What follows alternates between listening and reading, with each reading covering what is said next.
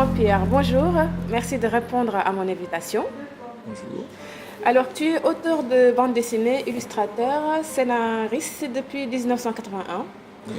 Tu es diplômé d'art plastique aux Beaux-Arts et tu as publié de ribambelles de bande dessinée, à l'instar de romans de Joseph Zobel en 2015, Bob Marley, scénario et dessin de la légende du lion, album aux éditions Glénat et est toujours exposé au musée de Bob Marley et sorti en 2006. Scénario de la Légion Saint-Georges, récit inspiré par la vie du chevalier Saint-Georges. Tout à fait. Repas entier, Anita, comics, c'est ça? C'est ça, tout à fait. Quel est ton style? Bande dessinée, comics, manga? Alors, je suis plutôt inspiré, j'ai plutôt commencé inspiré par la bande dessinée européenne, la bande dessinée franco-belge, comme on l'appelle, la bande dessinée classique. Aujourd'hui, je peux dire que je me dirige aussi vers la réalisation de romans graphiques. Alors, la différence entre BD et roman graphique, c'est que dans le roman graphique, on peut ajouter des éléments qui ne sont pas forcément du dessin, des photos. C'est de cette vision des choses, je prépare une refonte de Diabla de Joseph Zobel, puisque en relation avec la famille Zobel. Alors, Diabla, ça me dit quelque chose. Oui, Diabla, c'est le roman de Joseph Zobel. C'est un roman que Joseph Zobel a écrit en 1943, qui a été censuré et qui n'a pu sortir en Pourquoi 1947. censuré? Parce qu'en fait, il faisait allusion à l'arrivée du pétainisme et à l'arrivée des forces françaises de l'occupation en Guadeloupe et en Martinique. Et d'un temps très difficile pour ces personnes et du rêve justement d'une autre société. Et dans le récit qu'il raconte, ce qui est intéressant, c'est qu'on voit un personnage qui bouge, essaie de changer de façon d'être. C'est quelqu'un qui est cultivé pour les autres, qui considère que en faisant cela, n'ayant pas sa propre terre, il est toujours un esclave et il essaie de trouver une autre solution en allant rencontrer des pêcheurs et en leur proposant un deal, un arrangement qui est je prends vos terres qui sont non cultivées, qui sont en friche, j'en fais quelque chose et on partage les bénéfices. D'accord. Et donc cette relation-là, cette idée-là, avec un aboutissement heureux, positif et en plus, parce que nous sommes quand même, il écrit ça en 1943, la création d'un couple, d'un homme noir, d'une femme noire, et que cette histoire se termine bien. Parce que jusqu'à présent, vous voyez, même dans les films les plus beaux que j'ai pu voir sur les cultures que j'aime, qui m'intéressent, dont je suis originaire, en général, ça finit mal. Les relations noires ou blanc, noir, noir, il y a toujours, et là c'était quelque chose d'heureux. Et c'était donc une construction positive, un rêve d'un futur possible. Et bien entendu, d'un futur d'autonomie ou d'indépendance. Donc il était absolument impossible que l'administration de l'époque, l'administration de l'occupation accepte ça. Donc en gros, excuse-moi de te couper, donc en gros, toi, ton style, c'est bande dessinée carrément...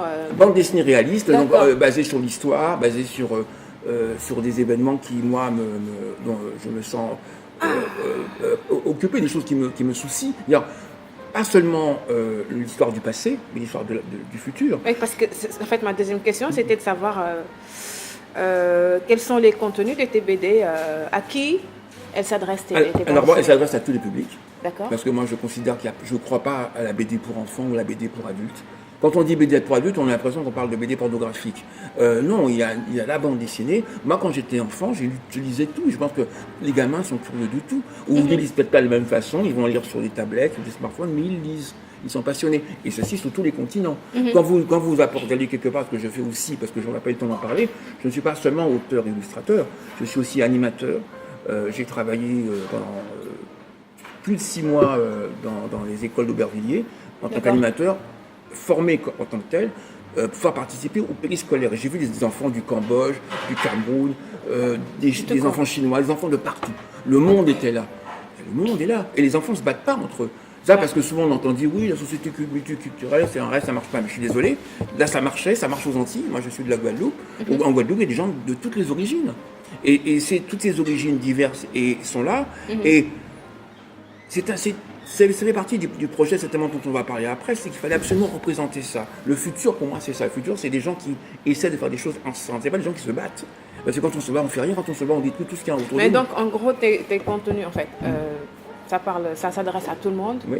Mais parce que si je ne me trompe pas, vous avez un côté engagé, puisque si j'ai bien compris, toutes les bandes dessinées que j'ai vues de toi, ça parle que des Noirs, en fait, l'histoire des Noirs des Antilles.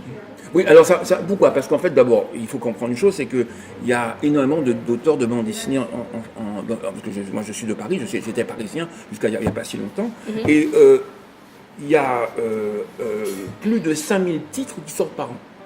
D'accord. Donc ça veut dire que quand on arrive sur ce marché-là, il faut proposer quelque chose de différent. Moi, je ne me voyais pas en train de faire de la science-fiction, du comics ou du manga, puisqu'on a vu tout à l'heure. Ah oui, t'as pas japonais du tout. Je crois que manga, c'est pour les japonais. Ça veut pas dire qu'on soit passionné de manga aussi. Voilà, ça veut pas dire que je ne m'intéresse pas à ça par curiosité, mais c'est pas ce que je cherche à faire. Ça veut pas dire qu'un jour ou l'autre, je ne me retrouverai pas à faire du manga avec un travail que j'aurais fait par plaisir, pour rire, pour apprendre, par besoin de changement de culture, enfin de découverte de culture. Mais en réalité, ce qui m'intéressait le plus, c'était de m'imaginer, moi, enfant, cherchant dans les bandes dessinées des personnages noirs que je ne trouvais pas.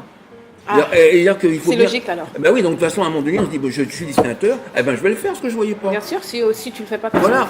Et on est tout à fait d'accord. Donc en ce sens, c'est comme ça que j'ai fait. Et puis après, j'ai commencé à travailler pour des journaux, des magazines, des éditeurs qui étaient intéressés par ce sujet, donc c'est ainsi que c'est venu. Ce qui s'est passé par contre dans les années 80, dans les années 2000, il y a eu une grosse crise sur l'édition, comme il y a eu une crise en musique, l'arrivée de l'internet, du développement des nouvelles technologies a affaibli un peu l'édition, et tout de suite les éditeurs qui étaient intéressés par la culture noire ont eux-mêmes eu tendance à disparaître ou avoir de moins en moins de moyens. Donc forcément pour un auteur comme moi, parce que les Noirs vendent moins quand on rencontre... Non, c'est parce que finalement, il y a un moment donné, il y a quelqu'un qui arrive avec une calculette Excel, qui arrive en disant, voilà, vous avez vu, là, on vend tant, là, on vend tant. Ah ben là, on a moins, on retire le moins.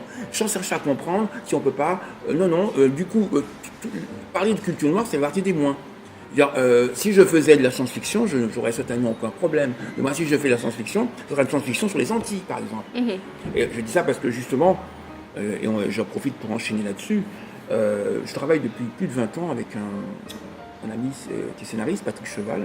Patrick Cheval n'est pas que scénariste, il est aussi metteur en scène et comédien. Mais on a travaillé ensemble sur un projet qu'il a apporté, que c'était son projet, lui, son univers, qui était un univers de fiction, une saga, basée justement sur la base était les Antilles. Alors, une île. C'est pas la forêt épopée? C'est la forêt épopée. Une île. J'ai une bonne mémoire. Une très bonne mémoire. Une île du continent sur laquelle on retrouvait un peu la variété des richesses culturelles qu'on peut trouver dans ces îles, magnifiées, poétisées, mis au service d'un récit un peu fantastique, mais avec des allusions réelles à la réalité. Et dans ce monde-là, au lieu que les gens... quand les gens ont un conflit, c'est pas un conflit où ils vont se taper dessus, c'est un conflit où ils vont chacun prouver, essayer de prouver qu'ils sont meilleurs que l'autre dans leur domaine. Je suis musicien, je vais te faire écouter la plus belle musique qui soit. Moi je suis un autre musicien, je lui dis non, c'est moi qui fais. Ah mais fais-nous écouter ce que tu fais. On est dans cette idée-là. Donc on a le monde des conteurs, on a le monde des musiciens, le monde des artistes plasticiens. Donc j'en fais partie, je pense. Mais je suis aussi conteur, donc je suis aussi oralien. Je suis le monde d'Oralie, c'est le monde de l'oralité qu'on connaît pourtant bien, aussi bien aux Antilles en Afrique, quand on parle de la tradition orale. Exactement, c'est ça. Ouais. Donc il s'agit de dire que c'est la parole, et chacun qui prend la parole va raconter quelque chose. Ce qu'il va raconter, au bout d'un moment donné, ça ne va pas seulement être ce qu'il va dire, mais ça va être le plaisir de l'écouter. Et le beau parleur, le meilleur conteur, ça sera celui qui fera vivre une histoire et lui donner de l'intensité. Or, en Oralie, le monde des plages, il y a énormément de bons conteurs. Et c'est là que l'histoire commence, et les personnages vont suivre les différents chemins pour traverser ces îles et ces sept parties, cette région différente. C'est une île immense, hein, c'est vraiment une île comme un continent. Ça, c'était le point de départ, mais le plus important, c'est que ce qui a vraiment permis de faire ce qui va se faire ces jours-ci, c'est que Patrick Cheval, tous les créateurs qu'il a rencontrés, nous a laissé la possibilité de développer dans son univers notre propre univers. Alors de participer en tant que... Par exemple, moi je participais en tant que morne bleu, puisque les mornes bleus sont le monde des artistes plasticiens. Et ben, il m'a dit, voilà, mais toi tu vas exploser en tant qu'artiste plasticien dans cet univers. À partir de ces bases-là, tu es libre de créer. Et ensuite, il a réuni d'autres artistes pour pouvoir quelque part remettre dans le monde réel toute la variété du projet proposé. C'est-à-dire qu'il y avait aussi bien des danseurs que des comédiens, que des plasticiens, etc. etc. D'accord. Et dans le dossier de presse, j'ai vu Et Popart, qui est une entreprise de toi Voilà, alors Epopart Création. Epopart, ça se dit. Epopart, parce que ça vient de l'épopée et ça vient de art. Comment elle est née Alors, et c'est né d'abord, ça m'est né du fait qu'on s'est rendu compte. En qui Les auteurs qui étaient ensemble, les auteurs associés que nous étions, il y a D'accord. Patrick et d'autres personnes avec qui je travaille, je ne peux pas citer tout le monde, mais vous comprendrez bien qu'il y a beaucoup de personnes qui étaient concernées, et pas seulement que des artistes qui dessinent ou écrivent, mais des gens aussi qui avaient envie de voir ça. On a une amie avocate qui depuis longtemps s'intéresse à ça, parce que c'est quelque chose qui lui parle, puisqu'elle écrit aussi, puisqu'elle s'intéresse aux droits d'auteur, donc on voit bien qu'on avait un problème. Le problème de l'auteur, pour moi en tout cas, à mon niveau à moi, c'est qu'on est étouffé dans le système tel qu'il est là. Dans le système tel qu'il est là, un éditeur doit stocker du papier, le gérer pour le transformer en livre, à nouveau stocker, une fois qu'il est sorti chez l'imprimeur, payer l'imprimeur, ensuite payer la distribution, payer la diffusion. À chaque fois, il y a du stock, il y a de la perte, et quand le livre tourne, il y a encore du stock. Ça, c'est le monde du papier. C'est-à-dire que quand l'éditeur a fini ça, il n'y a plus de place pour l'auteur. Il n'y a pas moyen de le payer. Mais est-ce que vous avez déjà des... je ne sais pas, est-ce que vous êtes en train de vous préparer face au numérique quand même, parce que maintenant tout se passe sur Internet? Alors on est mieux en train que ça, on n'est pas en train seulement de se préparer, on est en train de rentrer dedans, on est en train de se dire, on s'est dit à ce moment-là, quand on a vu comment ça se passait, on a réalisé qu'il n'y avait aucune solution, on a cherché beaucoup, mais on s'est retrouvé face chaque fois au même problème. On finissait par dépendre de quelqu'un qui finissait par nous imposer quelque chose parce que c'était lui le patron. Et au bout d'un moment donné, le temps passe, on se dit, mais moi aussi j'ai mes idées. Tu fais allusion aux éditeurs. Aux éditeurs. Mais moi, j'ai eu la chance moi-même de créer une association pour être éditeur. J'ai édité des journaux pour enfants. Et j'ai découvert comment ce monde se passait. Et il n'y a aucune possibilité pour quelqu'un qui arrive sans moyens. Ou même avec un peu de moyens, mais il en faut énormément. Peut-être pour arriver à survivre dans un monde où tout est réglé en coupe. Donc le territoire était déjà pris. L'Internet, de ce coup, ça a été le début d'un rêve, d'une libération. Donc on n'est pas rentré dans Internet, on était Internet. Donc ça ne vous porte pas préjudice Au contraire, ça nous porte préjudice si on reste au niveau du papier. Là, effectivement, c'est problématique. Mais si on se dit non, maintenant on va tout dématérialiser. Parce que de toute façon, on n'a pas le choix. Si on veut retrouver notre pleine liberté et passer directement du consommateur au créateur, de celui qui voudrait recevoir et celui qui crée sans avoir des intermédiaires, et bien dans ces cas-là, la seule solution pour pouvoir nous en sortir et pouvoir vraiment parler de droit d'auteur, parce que c'est quand même de ça dont on parle, et je ne vais même pas dire droit d'auteur des Antilles, d'Afrique, c'est droit d'auteur en général, parce qu'évidemment le problème est même pour tout le monde. Donc on s'est dit, et on a regardé un peu ce qui existait, on s'est dit, créons une plateforme sur laquelle on aura ce que nous proposons, et en plus de ça, avec en prime, le rêve que ce que nous allons faire, ce ne sera pas seulement du livre mis sur Internet, mais du livre qui sera fait pour Internet, c'est-à-dire fait pour les tablettes, les smartphones. Parce qu'avec les outils qu'on a, on peut avoir du son, on peut avoir du mouvement. C'est ça que nous allons essayer de mettre. Nous allons créer des updates de nos propres travaux. Vous pouvez peut-être toucher aussi plus de personnes. Bien sûr, parce voilà, que enfin, je ne serai pas devant quelqu'un qui va me dire, mais monsieur Montpierre, qu'est-ce que vous voulez faire? J'ai dit, mais écoutez, je fais un livre sur Bob Marley, je voudrais que ce soit en anglais. Quoi? Comment? Mais on n'a jamais fait ça, on ne peut pas faire ça. Pourquoi on ne peut pas le faire? Moi, je le fais en ce moment. Je veux dire que là, tous les projets que nous avons seront dans plusieurs langues. Parce que de toute façon, il ne s'agit pas de rester coincé sur un territoire. Quand on a affaire à l'Internet, on a affaire au monde. Le monde de ce coup devient un village. Pourquoi est-ce qu'on va rester enfermé dans la plus petite région du village? Non, on va aller partout. D'autant plus qu'on nous avons ce problème de diffuser ce que nous faisons, de nous faire connaître. Mais quand même, ça fait depuis 1981 que tu... Oui, mais c'est pas bizarre du tout. C'est parce qu'en fait, les éditeurs avec qui j'ai travaillé ne pouvaient pas faire de promotion. Pourquoi? Parce que l'éditeur, une fois s'il voulait me payer moi, l'argent qu'il payait pour moi, il ne pouvait pas le payer en promotion. Donc de toute façon, il n'y a pas de promotion. Donc c'est comme si les travaux que j'avais faits n'existaient pas. Même si j'ai la chance. Il a fallu que j'aille en Jamaïque pour que mon livre soit exposé dans un musée. Mais mon livre n'était pas en anglais. Tout le monde m'a dit, mais quand est-ce que tu le fais en anglais? Ah, carrément. Ben oui, mais l'éditeur, ça ne l'intéressait pas. Parce que pourquoi est-ce qu'il va prendre son temps à prendre un traducteur, le payer, refaire non, c'est pas intéressant du tout. Et j'aurais beau lui prouver par A plus B que ça marche, lui il me dira non. Parce que je ne vois pas pourquoi j'investirais encore sur votre livre, monsieur Montpierre. Donc du coup, j'investis moi-même sur mon travail. Et donc du coup, je n'ai pas le choix. Et je Ben, remercie. dans ce cas, autant s'auto-éditer et faire sa propre communication. Voilà, mais à part que j'appelle pas celle d'auto-édition, parce que l'auto-édition, quand on dit ça comme ça, on a l'impression que c'est un auteur qui a trouvé nulle part où aller, dont personne n'a voulu. Non, mais attention, c'est très à la mode actuellement. Hein. Oui, mais moi, je c'est- rencontre pas mal d'écrivains qui s'auto-éditent quand même. Oui, hein. parce que finalement, on a fini par comprendre ce que c'était, mais au départ, tous les éditeurs avaient soigneusement cette façon arrangée, mais pour mépriser ce terme. D'accord. Moi, je ne dirais pas auto-édition, je dis je crée. Nous créons. Je dis, c'est bien de dire nous, parce que là, pour une fois, je peux revenir insensiblement à la culture dont je suis issu. On a tendance à faire les choses tout seul. Parce qu'à un moment donné, on se retrouve seul.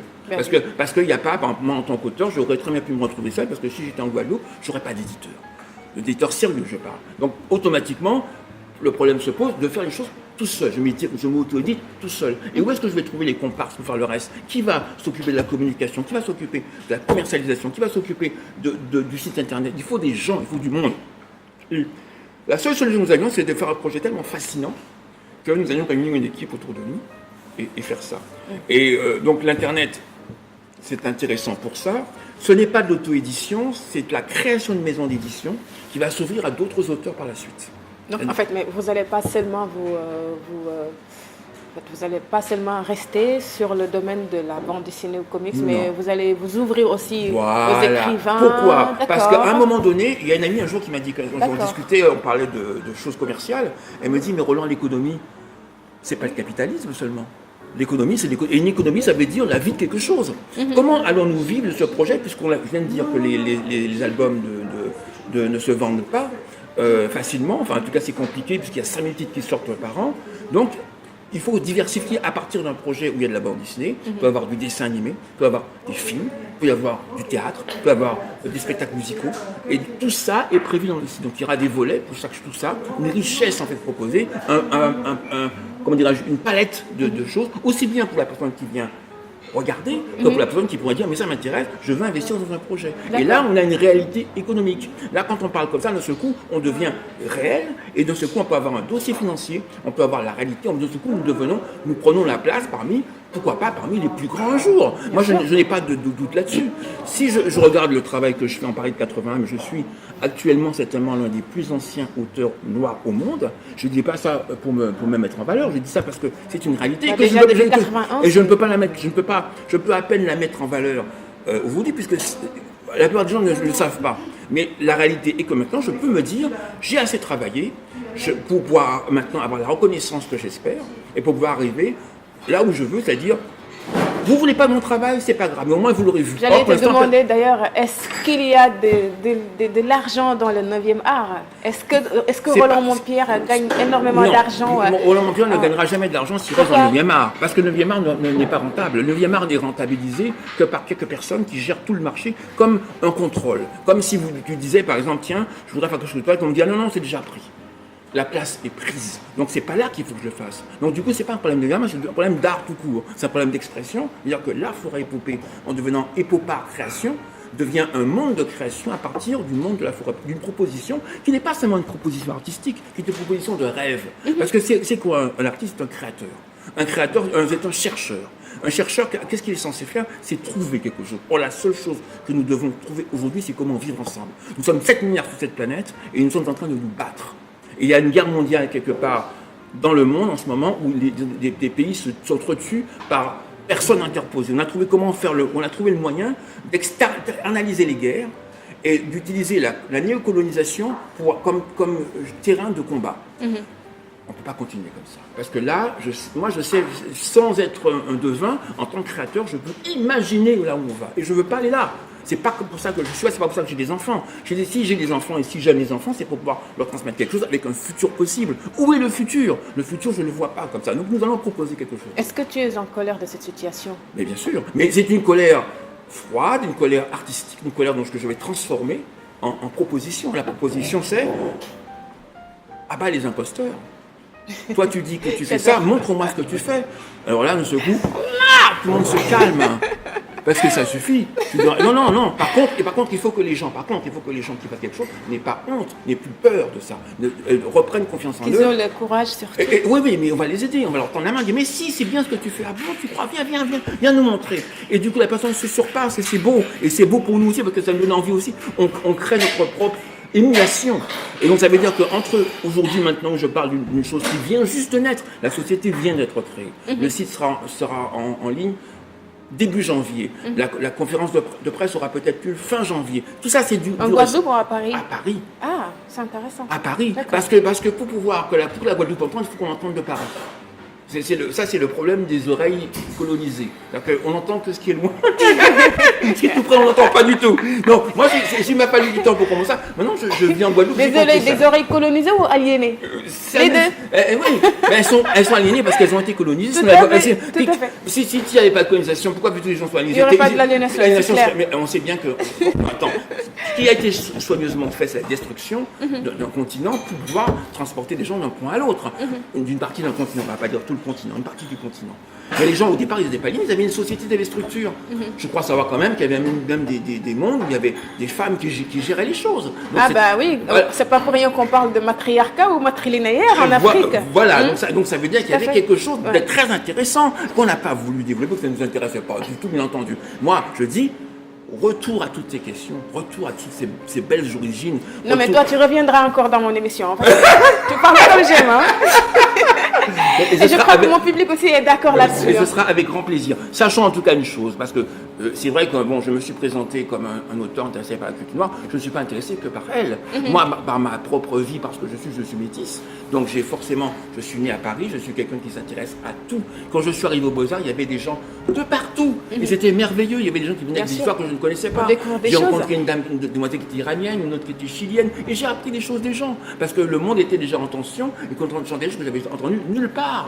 Et dans ce coup, c'est l'intérêt, la curiosité, la beauté des choses. La richesse de l'humanité. Et dans le monde de la forêt-épopée, c'est parce qu'il y a quelque chose que je dois pouvoir absolument raconter à nos auditeurs, téléspectateurs, tout ce que tu veux, c'est que dès qu'on est dans l'île de la forêt-épopée, les enfants qui naissent en fonction de 2 lunes. Et en fonction de la position des lunes, ils n'ont pas la même couleur. Ils peuvent être jaunes, ou bleus, ou roses, ou verts. Ils peuvent avoir toutes les couleurs que tu veux. Et du coup, c'est plus un problème. C'est pas un problème de couleur, c'est un problème de dire qu'est-ce que tu nous as? Pourquoi tu viens? D'où tu fais quoi? Moi, je suis musicien. Ah, mais ça tombe bien. Je viens d'écrire un poème. Peut-être qu'on pourra le mettre en musique. Et tout ça pour dire à nouveau qu'on peut être effectivement conteur, peut-être à la fois musicien. Moi, j'aime bien danser. Je suis peut-être un peu danseur aussi. J'aime faire la cuisine. Alors, où est-ce que je me situe? Il y a plein de possibilités. On finit par se retrouver. Comment dire ça? Dans le positivisme, dans la positivité, dans la réalité, dans l'idée d'une émulation humaine générale, dans l'idée de tous et s'élever, pas descendre. Et la seule solution, c'est de reconnaître la valeur de tout le monde. Tout un chacun a le droit d'avoir faire quelque chose. C'est en tant que quelqu'un se sente exclu, quoi. Que tout le monde, celui qui est exclu, c'est celui qui n'a pas eu la parole. Celui qui n'a pas eu la parole a raison d'être en colère, parce qu'il y a raison qu'on ne l'écoute pas. Parce qu'au départ, celui qui arrive, il ne sait pas. Dans l'histoire, quand on commence avec un personnage qui s'appelle Notre Sacrum, c'est un Oralien, et c'est un mauvais conteur. Au pays des conteurs, c'est un mauvais conteur, c'est terrible. Et c'est pas un bon pêcheur non plus, parce qu'on est au pays des pêcheurs. Parce que les conteurs sont aussi des pêcheurs. Ils vont chercher l'inspiration dans la mer. Et ceux qui ramènent leur fait faire des histoires le soir, quand ils grillent le poisson, ils se racontent des histoires et lui, c'est pas. Mais ce que j'adore chez toi, c'est que naturellement, tu bascules sur ma prochaine question. Parce que moi, j'allais te poser la question à savoir d'où est-ce que tu puises ton inspiration pour écrire tout ce que tu écris. Alors j'exprime moi de ce que j'ai vu. Surtout les dessins et tout. Voilà, mais je veux dire, alors il faudrait aller chercher loin. Je ne sais pas pourquoi je dessine. Peut-être parce que ma mère était couturière et qu'elle dessinait des patrons et le dessin se faire. Et après, ça se transformait en vêtements. C'était magique. Moi, je regardais ma mère comme ça qui disait, je voyais juste le dessin. Elle me dit, toi, tu vas voir. 2 jours plus tard, la dame arrivait. Elle essayait la robe, elle était magnifique. Et ça, et moi, j'aimais ça. Après, je crois que j'ai toujours dessiné. Et puis un jour, je me suis aperçu, petite anecdote quand même intéressante pour pouvoir revenir à ce que je disais tout à l'heure. Quand j'étais jeune, j'étais extrêmement nerveux et je bégayais. Et j'étais extrêmement maladroit. Donc, dès que je touchais une assiette, elle tombait un verre. C'était épouvantable. C'est normal, t'es un homme, hein? C'est normal, ils sont tous maladroits. Non, moi j'étais plus maladroit que les autres encore. Et puis un jour, j'ai découvert la bande dessinée. Mais pas seulement le média, parce que je lisais de la BD, Uh-huh. mais le média en tant que personne qui peut en faire. Et du jour au lendemain, quand j'ai découvert ça, le bonheur. Oh, ça y est, je sais ce que je veux faire. À 15 ans. Et d'un seul coup, j'arrête de bégayer, je ne C'est vrai? Oui. Grâce au dessin. Écoute, je ne vois pas d'autre raison. En tout cas, automatiquement, C'est extraordinaire ça. je me suis senti bien. Oui. Et plein de force et plein. En fait, c'était une sorte d'exutoire pour. Voilà. D'accord. Après, il faut.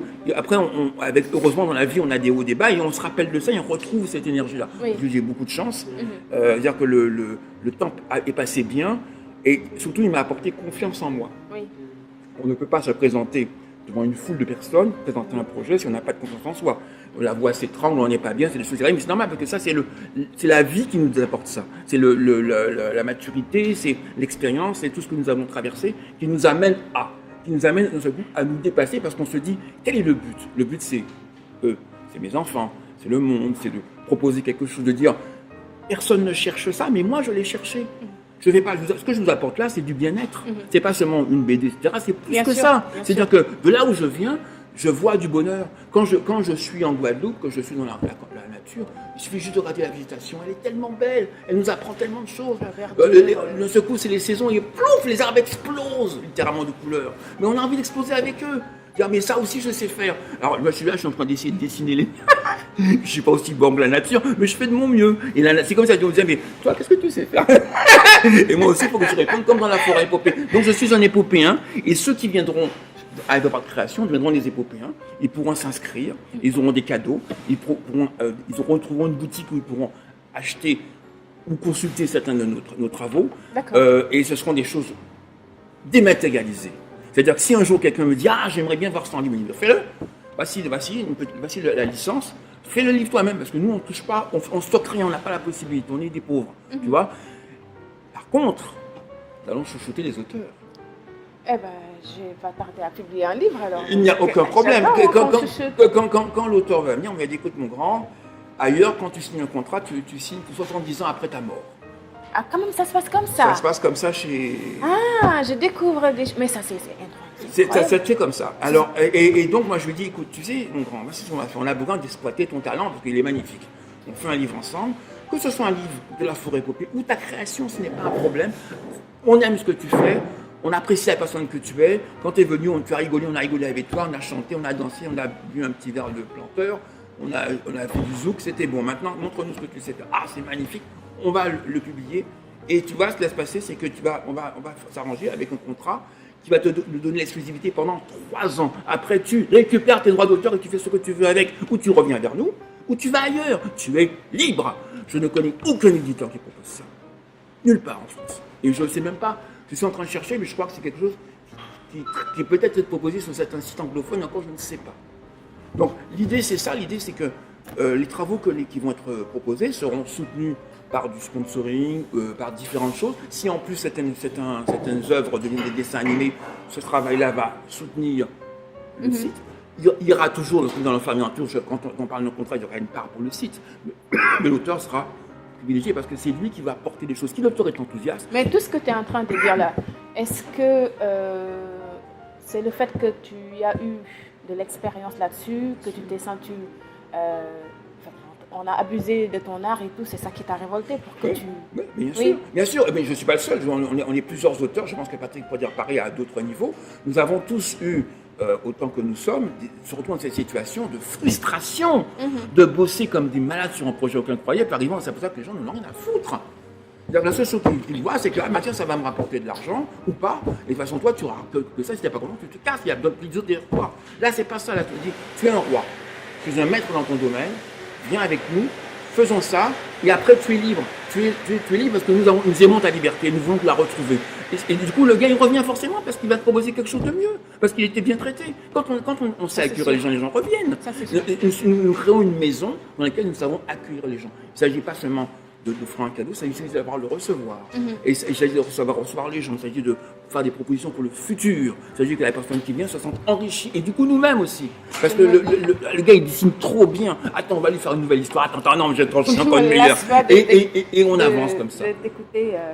Et on avance comme ça. C'est comme ça qu'on avance. Je rappelle que Votre émission Introduction A reçu aujourd'hui Roland Montpierre, scénariste et illustrateur et un artiste quoi, et entrepreneur hein, pour finir, puisque aujourd'hui ce que j'aime dans l'émission c'est qu'on a rassemblé 2 pôles alors que chaque mois on introduit un domaine bien précis, mais aujourd'hui c'est le 9e art, la bande dessinée, pour noir je précise, et l'entrepreneuriat. Merci en tout cas d'être venu Roland. Mais en fait j'aimerais savoir l'avant-dernière question. En dehors de toutes ces activités, qu'est-ce que Roland Montpierre aime faire? Ne me dis pas la cuisine, hein, parce que tu l'as dit tout à l'heure. À part ça, danser... Moi j'aime faire la fête. Je suis quelqu'un qui aime bien vivre. Je serais plutôt paresseux de nature. Donc le problème, c'est que je commence à paresser, puis... Ah non, c'est pas possible. Je m'ennuie là. Non, il y a des choses à faire là. Parce que là, j'entends un truc qui m'énerve et je me dis, bon, allez, il faut y aller. Et voilà. Et puis tu sais... J'ai de la chance, c'est une passion quand même. Alors, c'est une passion qui est coûteuse, hein, une passion qui est douloureuse et parfois c'est extrêmement difficile. Ou ça l'a été, ça l'est beaucoup moins maintenant parce que avec l'assurance vient une certaine force. Tu traverses les éléments et les choses, tu te dis de toute façon, il n'y a pas d'action qui soit faite sans réaction. Tu ne peux pas faire quelque chose de positif sans quelque chose de bon n'en résulte. C'est important de dire effectivement. Ce que j'ai fait, et ce que je fais encore, c'est en pensant à une culture en particulier. Mais je ne suis pas limité à cette culture. Je ne veux pas me limiter au monde noir. Même si c'est ma base, même si c'est ma source, même si quand on va me descendre, on dit tiens, c'est marrant, ça, on dirait un Égyptien. Ah ben tiens, c'est curieux ça. Vous avez pensé à il faut rappeler que les Égyptiens, c'était des Kamitans, ou les Noirs si vous préférez aussi. Mais il n'y a pas de souci, je suis d'accord avec ça. Moi, mais par contre, ce qui m'intéresse, moi, c'est au-delà de tout ça, c'est d'amuser les gens. C'est de les faire réfléchir positivement, c'est de les faire se sentir bien. On n'a pas besoin de créer de l'art malsain. Dans l'histoire de... existe l'art malsain? Écoute, qu'est-ce que tu appelles ça? Quelque chose qui est négatif, quelque chose qui a été créé, non pas dans le sens d'être positif, mais dans de jouer sur les peurs, sur les angoisses des gens. Et dans la forêt épopée, il y a un monde comme ça, qui est le monde du volcan. Dans le monde de volcan, les personnages qui sont n'ont aucune ressource. Il n'y a pas d'arbres, il n'y a rien du tout, donc du coup, ils essaient d'exploiter les autres. Donc leurs voisins, ils ont découvert que c'était des personnages très beaux, qui étaient dans un environnement magnifique, il y a un lac immense, et autour de ce lac, il y a de la ressource minière à profusion. Qu'est-ce qu'ils ont fait? Ils ont été colonisés, ces gens-là, ils les ont appelés les X, et ils en ont fait des esclaves. Donc on voit à nouveau comment on peut retomber sur la réalité, le monde, l'histoire réelle. Alors... c'est tellement passionnant que j'ai pas envie d'arrêter, mais je suis obligée. Avant de te laisser partir, Roland, je voulais juste que tu dises au public, à tous ceux qui nous écoutent et qui nous regardent, où est-ce qu'on peut se procurer tes bandes dessinées? Eh bien, écoute, c'est pas compliqué. À partir de maintenant, on pourra se les procurer sur le site d'epopartcreation.com. Est-ce que tu peux épeler... Alors, Epopart, E-P-O-P-A-R-T, donc c'est comme une épopée avec de l'art, et création, au pluriel.com. Et de toute façon, on en fera la promotion de façon assez importante, et j'espère aussi sur ta page. Voilà, mais la raison pour laquelle, c'est que mes autres albums, on ne les trouve pas parce que les éditeurs n'ont même pas besoin de les diffuser. Ça ne les intéresse pas. Il faut vraiment aller chercher sur Internet pour les trouver sur Amazon. Alors moi, je veux bien, mais c'est pas moi, c'est pas ça un travail de promotion et de distribution. Donc, je reprends ça et je le fais par moi-même. Et donc, du coup, venez nous retrouver, vous trouverez mon travaux et les travaux futurs et toutes les surprises à venir directement sur epopartcreation.com. D'accord. Alors Roland, nous avons une tradition ici à l'introduction A. Oui. On demande toujours à l'invité son dernier mot. Donc ton dernier mot, c'est quoi? Mon dernier mot, c'est amitié, parce que c'est là-dessus que tout se fait. C'est un mot qui est un peu galvaudé, mais sans les amis, cette équipe qui sont une équipe d'amis, je ne peux pas tous les citer ici largement, et qui m'ont choisi, moi, pour être leur porte-parole et leur président, il n'existerait rien. Sans amitié, et l'amitié, c'est pas seulement être ami avec quelqu'un, c'est que quand il y a un problème, le temps passe et les amis se retrouvent. Ça, il n'y a rien de plus beau et de plus fort que ça. C'est le mot le plus précieux. La vie les rassemble. Voilà. Parce que même dans l'amour... S'il n'y a pas d'amitié, de toute façon, ça ne passe pas. Nous sommes tout à fait. Je parle en connaissance de cause. Alors Roland, merci en tout cas d'être venu. C'est un grand plaisir de te recevoir. Et comme on dit chez moi, Inch'Allah, tu reviendras. Hein parce que j'adore discuter avec toi. Alors on vous donne rendez-vous prochainement pour une autre émission d'introduction A. Au revoir.